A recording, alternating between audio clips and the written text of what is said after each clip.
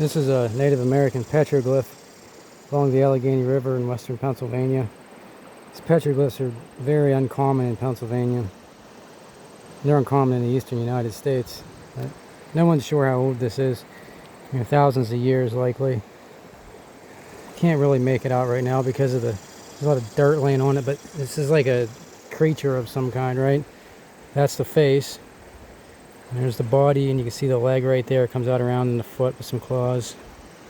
Back leg right there, and the tail.